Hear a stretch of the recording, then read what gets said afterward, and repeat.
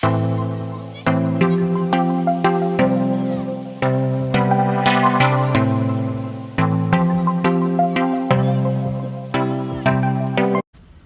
guys, it's Ensign here, back with another video. So I'm gonna apologize for the video quality of this video and the lighting. I know it's not the best here.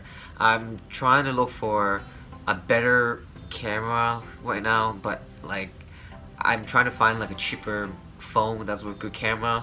So if you guys have any recommendations, I'm trying to get the either LG G6, a little bit cheaper nowadays with removable SD card, so I can record wide angle shots with it. But let me know you guys have any recommendation, older phones where I could use this for video. And I also want to say like thank you so much for your support and all the comments and likes and subscribers. And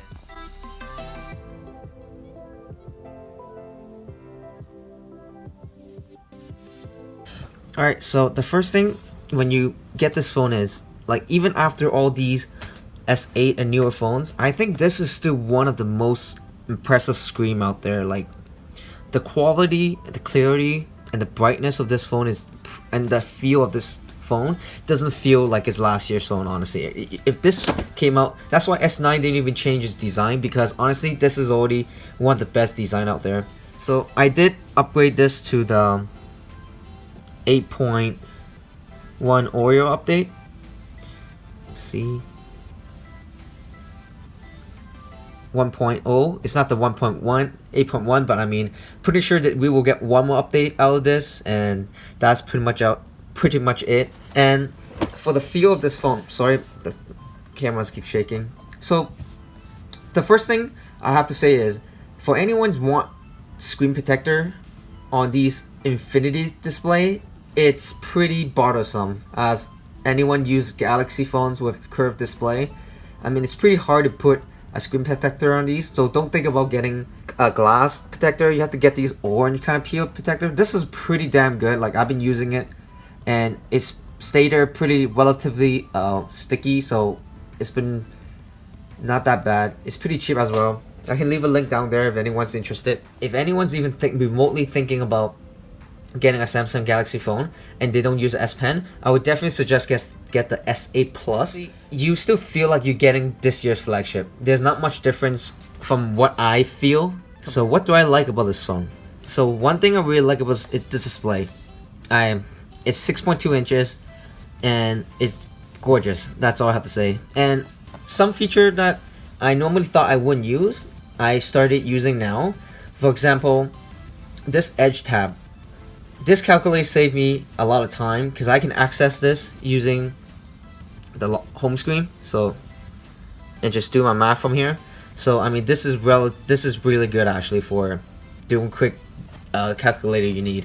And you can see I don't have a lot of apps here because I actually store a lot of apps here. So it's helped me organize my home display, so I don't have to worry about like using all these spaces.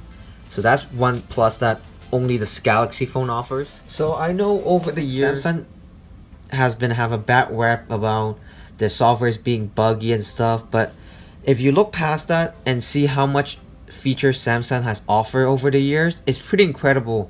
It took stock Android so long and so many years to even add in some of the features that Samsung has, and it's kind of crazy. But other company has been using or looking up to Samsung and trying to use their own kind of abbreviation of the gestures and stuff. But I'm gonna show you a couple that I think is the best, and I'm gonna do a quick, well, not quick, I'll go over most of them because I do want to tell people why Samsung is a really good phone with this software.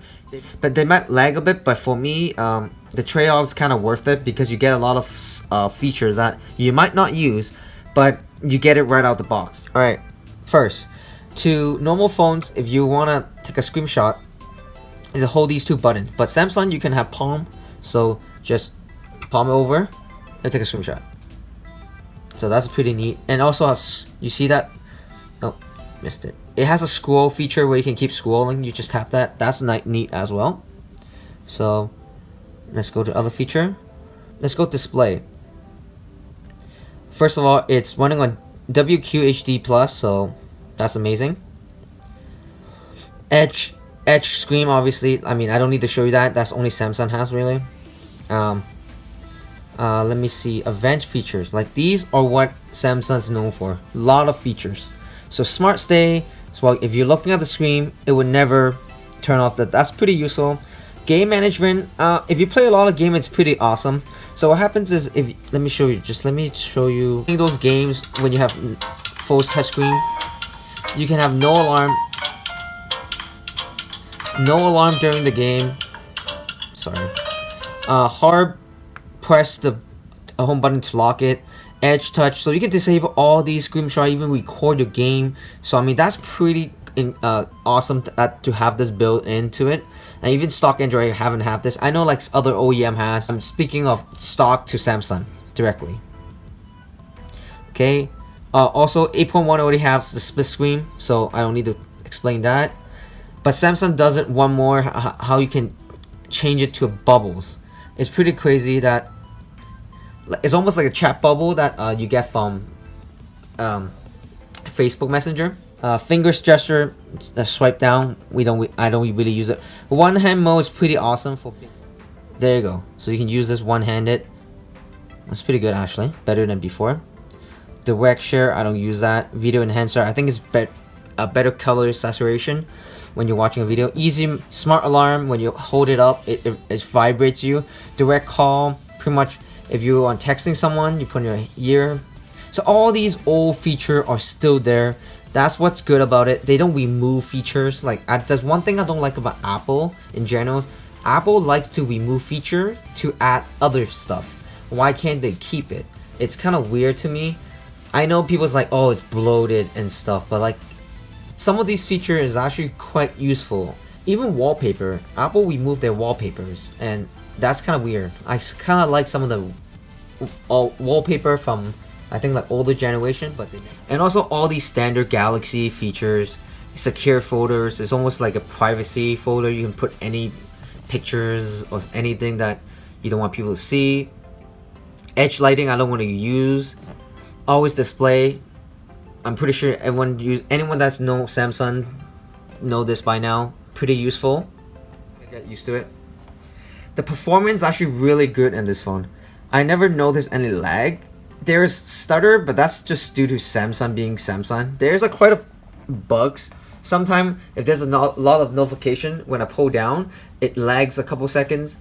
And sometimes when I double tap the camera button, it stutter for a few seconds.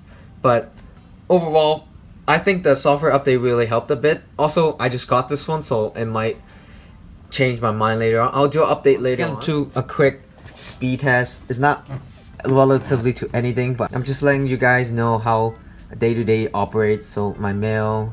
So let me clear everything first so it doesn't load in the background. So Outlook, Play Store. Okay. YouTube. Let that load. WeChat. Okay. Let that load. Chrome. So let's go just watch Reddit. Okay. Then let's go play a Ping Pong King.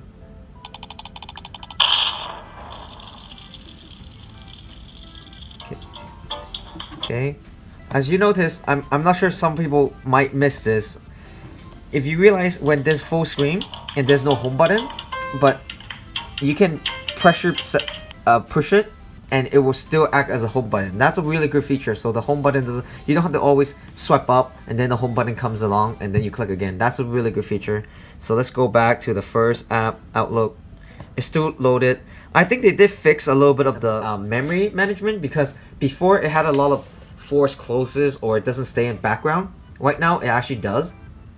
Much better than what I remember last time I used a Samsung phone. So yeah, let me test the sound quality then, which I always use the same videos. Yeah, the speaker, since it's a single file speaker, but it's really loud. It's clear and loud. Yeah.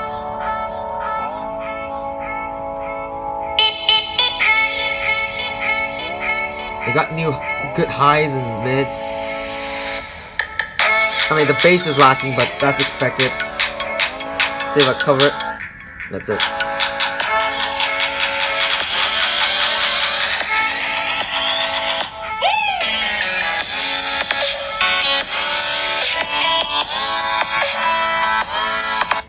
It sounds great, honestly. So if anyone's looking to get a S8 or get into a Samsung phone in 2018 late, and you were looking at the S9, is like, damn, that's expensive. And if you don't need an S Pen, if you need an S Pen, I will go for the wait till the Note 9 comes out, because I mean it's only a couple months. I mean a month and a half to see the reveal. So might as well wait to see what it come with. But if the S Pen doesn't really attract you anyways, I would just stick with the S8 Plus. You'll probably still get a year and a half left in this. Probably 8.1 might be the last update for this phone, but I don't know how much this would change in design wise, because we'll get to a point where cell phones all kind of look alike. So anyways, to conclude this video, it still have one of the best cameras around. It has every feature you can think of from Samsung, which is insane. You get IP67, you got a gorgeous 6.2 inches screen, Type-C, headphone jack, I mean wireless charging, 35,000 milliamp battery, I mean curved display. Software wise is fully packed. Hardware wise is fully packed. Here's my quick review on the S8 Plus. I would definitely give this a thumbs up for anyone that's looking for a great phone but don't want to spend this year's flagship price. Get the S8 Plus. So if you love the video, please subscribe. If you have any comment down below, or you have any question about testing related to this phone in general questions, please leave a comment down below.